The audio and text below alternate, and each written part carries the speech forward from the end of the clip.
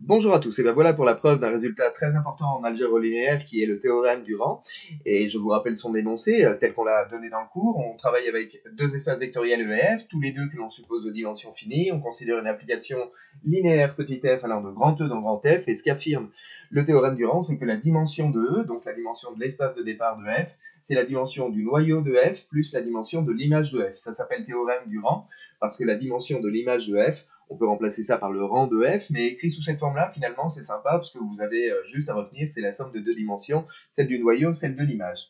Pour vous donner une idée de la preuve, pour comprendre où l'on va en fait dans la preuve de ce théorème-là, je vous ai fait un petit dessin où la situation est pas du tout la même évidemment, parce qu'on travaille ici avec des ensembles finis, donc c'est pas des espaces vectoriels. Et la motivation pour ce petit dessin, c'est de vous prouver que finalement toute application peut être rendue bijective. Alors, l'application que j'ai représentée ici au tableau, elle est absolument tout sauf bijective. Elle n'est pas surjective parce qu'il y a des éléments dans l'ensemble d'arrivée, F, qui n'admettent pas d'antécédent dans l'application. Elle n'est pas injective parce que, inversement, il y a deux éléments ici au départ dans E qui ont la même image. Mais on peut la rendre bijective. Comment? On peut la rendre bijective déjà en se restreignant à l'arrivée à l'image de l'application petit f, c'est-à-dire en considérant comme ensemble d'arrivées non plus l'ensemble grand F tout entier, mais simplement l'image de l'application. Donc déjà, on l'a rendu surjective. Et avec ça, on ne l'a pas rendu injectif. Pourquoi? Parce que finalement, vous voyez, au départ, il y a 4 éléments, à l'arrivée, il y en a 3. Donc ça veut dire qu'il y en a un qu'on a perdu dans la bataille. Il y en a un qu'on a perdu dans le transport, en quelque sorte. Alors il se trouve que là, sur les deux, vous voyez, il y en a un qui a une image, et puis l'autre, il a la même. Donc finalement, lui, on l'a perdu, en quelque sorte, au combat. Et du coup, on peut rendre l'application F injective si on oublie celui qui est en trop, en quelque sorte. Alors, dans le théorème du rang, en fait, ça va se passer de la même manière, c'est-à-dire que vous avez au départ de l'application linéaire F un espace vectoriel, E.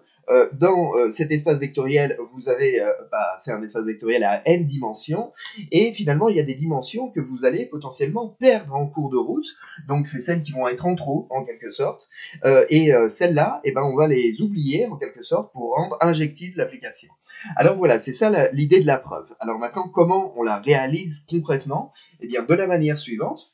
Donc tout d'abord, on commence par considérer le noyau de l'application linéaire f, donc ker de f.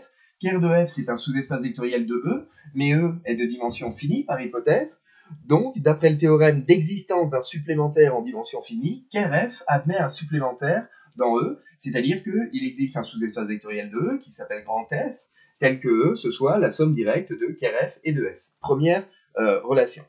Et évidemment, à partir de cette décomposition de E comme supplémentaire donc de KRF et de S, on en déduit que la dimension de E, c'est la somme des dimensions de KRF et de S, d'accord? Parce qu'au-dessus, la somme est directe.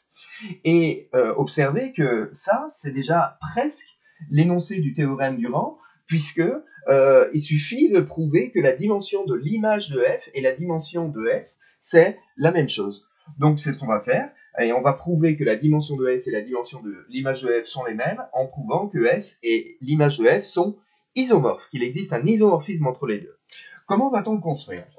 On va définir une nouvelle application, vous voyez ici, je ne l'ai plus appelée F, je l'ai appelée F avec un chapeau au-dessus, parce que ce n'est pas exactement l'application linéaire F. L'application linéaire petit f, elle va de grand E dans grand F. Mais cette application linéaire, on va lui faire subir deux transformations. Une transformation de son ensemble d'arrivées. On va plus prendre grand F pour l'ensemble d'arrivées, on va prendre l'image de l'application petit f, d'accord? En gros, c'est pas la peine de prendre tout l'espace vectoriel grand F à l'arrivée, il suffit de prendre à l'arrivée l'image de l'application linéaire grand F pour que l'application soit définie. Et au départ, au lieu de prendre tout l'espace vectoriel E, en fait, on va se restreindre à une partie qui est donc le supplémentaire S de KRF que l'on a cité au-dessus. Donc, on définit une nouvelle application qui va de S, plus de E tout entier, mais de S dans l'image de F, et qui a un vecteur de S associe son image par petit f. Donc, c'est la même, cette application F chapeau, que l'application petit f, c'est la même formule, mais c'est pas le même ensemble de départ, puisqu'on l'a restreint, et c'est pas le même ensemble d'arrivée, puisqu'on a pris juste ce dont on a besoin. Le but est de prouver que cette application est un isomorphisme. Et si on arrive à prouver que cette application est un isomorphisme, on a terminé. Pour l'injectivité. Pour l'injectivité, on prend un vecteur qui est ici, dans S, et ce vecteur, on suppose que son image par F chapeau est égale au vecteur nul. Dire que son image, l'image de V par F chapeau est égale au vecteur nul, c'est dire que F de V est égal au vecteur nul. Et donc, ça veut dire que V appartient au noyau de F. Mais V, par hypothèse, il appartient à S. Donc, ça veut dire que V appartient au noyau de F inter S. Or, cette intersection, eh bien, elle est réduite au vecteur nul d'après petit 1, puisque car F et S sont supplémentaires dans E. Donc, d'après petit 1, ici, on peut conclure que V, c'est le vecteur nul. Qu'est-ce qu'on a établi avec ça? Eh bien, on a établi l'injectivité de l'application F chapeau. Pour la surjectivité, alors pour la surjectivité, on pourrait dire, ben voilà, c'est évident, parce qu'il y a IMF à l'arrivée. Oui, sauf que, n'oubliez pas, on n'a pas pris tout l'ensemble de départ de l'application petit f, on a juste pris S. Donc, il y a quand même quelque chose à prouver dans la surjectivité. Il faut prouver que tout vecteur appartenant à l'image de f admet un antécédent par petit f dans S. Alors, pour cela, donc, on prend un vecteur grand V dans l'image de S, de f. Ça signifie que ce vecteur, grand V, il admet un antécédent, on va noter petit v ici, il admet un antécédent dans E.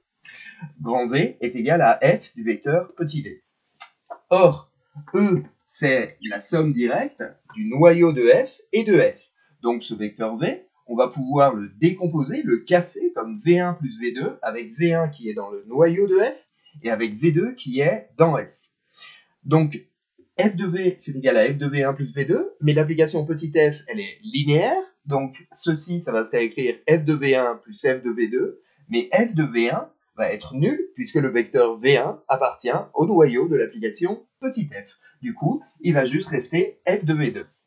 Donc, qu'est-ce qu'on a établi avec ça? Eh bien, on a prouvé que tout vecteur grand V qui est dans l'image de f admet un antécédent par l'application petit f, et cet antécédent, V2, il est dans S.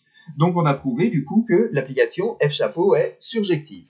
Au final, l'application F chapeau, elle est injective, elle est surjective. C'est donc un isomorphisme entre S et l'image de F, puisque c'est un isomorphisme entre S et l'image de F.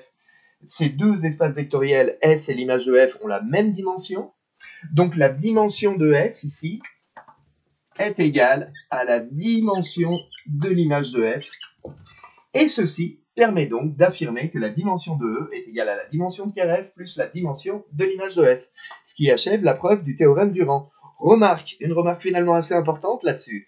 La seule chose qui est importante, c'est comment se comporte l'application petit f et que l'ensemble de départ soit de dimension finie. Nulle part on a utilisé le fait que l'espace vectoriel d'arrivée, grand F, est de dimension finie. Par conséquent, cette hypothèse, qui sert à rien, on peut s'en débarrasser.